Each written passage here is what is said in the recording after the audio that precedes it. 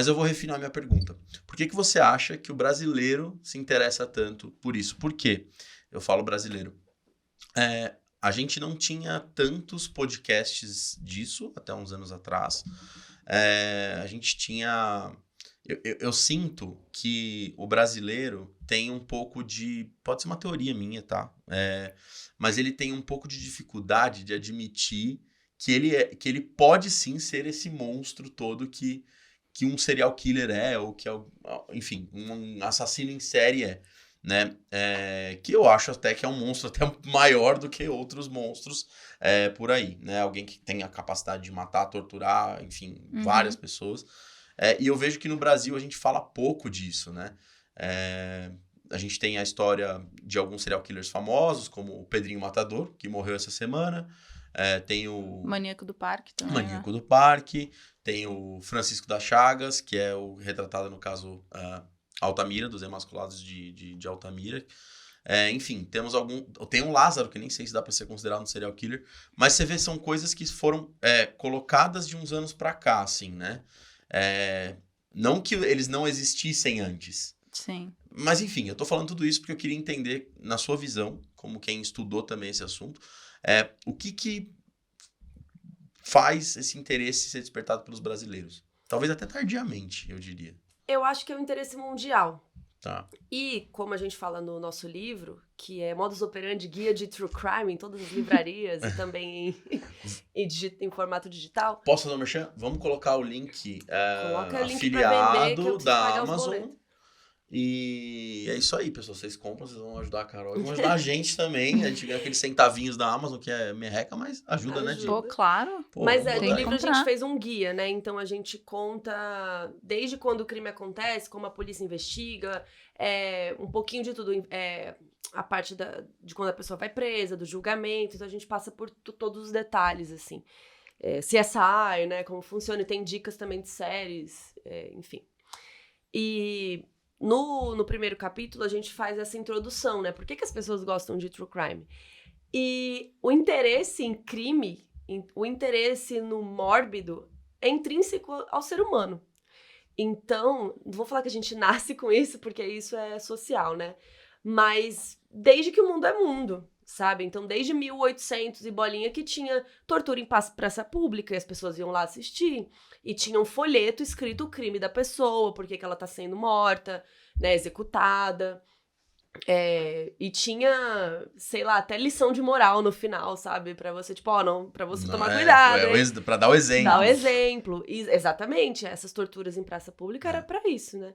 Então, e era cheio de gente assistindo. Virava um show, era uma espécie de entretenimento da Exato, época, né? vira um espetáculo. Então, o true crime daquela época era isso. E foi evoluindo pra, sei lá, as revistinhas que tinha, de, sei lá, de Pulp Fiction, né? Dessas historinhas macabras. Às vezes tinha histórias reais.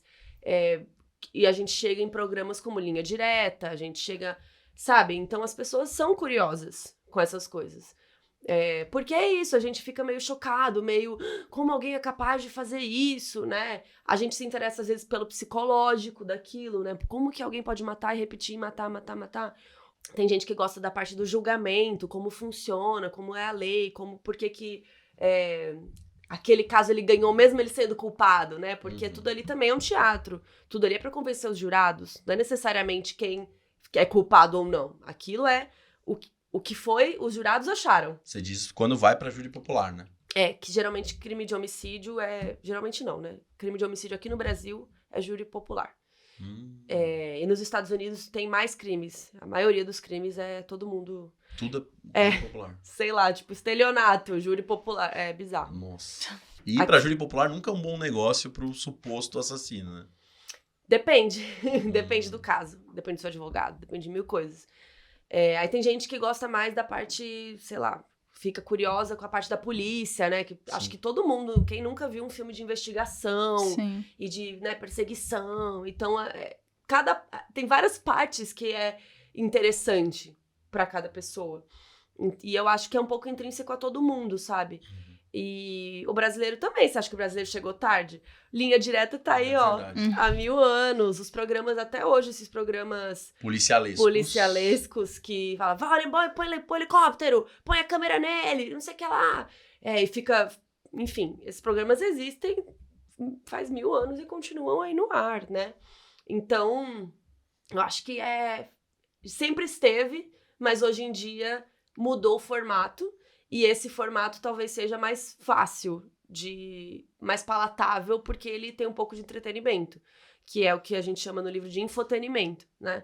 Você contar uma informação, uma coisa real, mas é um pouco de entretenimento, porque você fica curioso, e podcasts como o Altamira, o Pico dos Marins, ele tem essa coisa da narrativa te prender, e aí acaba o episódio, e aí você precisa ouvir o próximo. Então, tem uma coisa narrativa ali também que interessa, como nos documentários, né? Como você revelar uma informação no momento certo, porque isso causa mais curiosidade, né? É o storytelling, né? É o storytelling, narrativa. Então, eu acho que hoje é mais palatável, dá pra digerir melhor os true crimes, sabe? Com os formatos que vem vindo hoje. E é óbvio que bateu uma moda, né? Então, estão fazendo mais desde a ascensão do streaming, né? Uhum. Porque antes tinha também documentário, tinha filme, tinha um monte de coisa, só que não tinha streaming.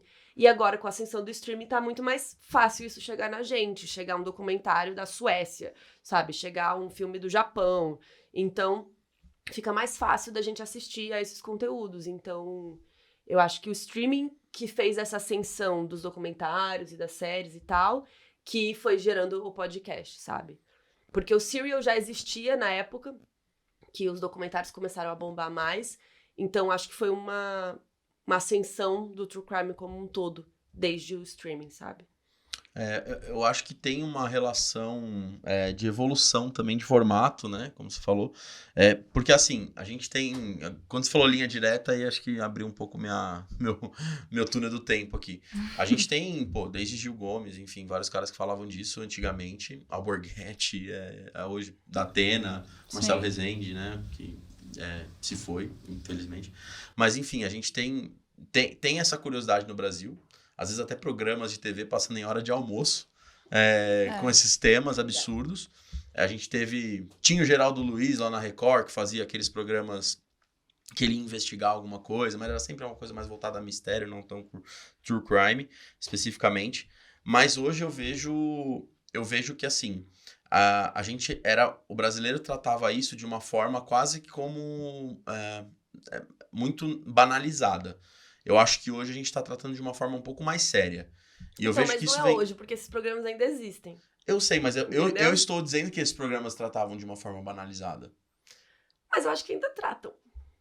Tratam. Não, ainda tratam. O que eu estou dizendo é que... A grande maioria, né? Não assisto também mais, mas... Não, tratam. Eu vou dar um exemplo. Por exemplo, no caso do Chico Felitti, que ele estudou lá a Mulher Abandonada, a Casa da Mulher Abandonada, que aliás é aqui do lado. A Mulher da Casa Abandonada, né? A Mulher da Casa Abandonada. Você falou a Casa da Mulher Abandonada. A Casa da Mulher Abandonada? A Mulher da Casa Abandonada. Sim. Ela também foi um pouco abandonada. Sim. Ela foi, enfim, uma história. Mas o lance é que, enfim, o Chico fez um trabalho incrível de pesquisa, tipo, meses, sei lá quanto tempo trabalhando nisso. E eu vi ele falando que aquilo fugiu do controle em dado momento que caiu na grande mídia. E a gente tinha um helicóptero do Datena aqui pra falar da Casa da Mulher Abandonada e foi o recorde de audiência da Band naquele ano, sei lá, naquele horário, enfim, foi uma loucura na época, né? Então, eu acho que a mídia acaba dando essa banalizada, só que o que eu quero dizer é que hoje existem formatos, por exemplo, como o programa de vocês ou como o trabalho que o Ivan vem fazendo, que trazem essa seriedade maior pro tema e essa profundidade necessária para entender o negócio. Acho que esse que é o que eu tô querendo dizer que é o diferencial, que eu não sei. Na gringa eu não acompanho muito, mas talvez você também conheça tem esses até mais programas, que eu. Mas né? tinha. Então, mas já existe esses formatos que tratam esses crimes com profundidade gringa, vem né? antes, né? Começou lá. Mas eu acho que é isso, eu acho que continua existindo nos Estados Unidos, na Europa. Continua tendo formas e formas de trabalhar os mesmos assuntos, né? Mas eu acho que, sim, hoje a gente tem mais opções de conteúdo de mais qualidade, até com a evolução do tema. E a gente está discutindo mais esse tema como Agora ele é chamado de True Crime, né? Criou esse selo, Uhum. né? Antes era, sei lá, crime. Crime. É. Crime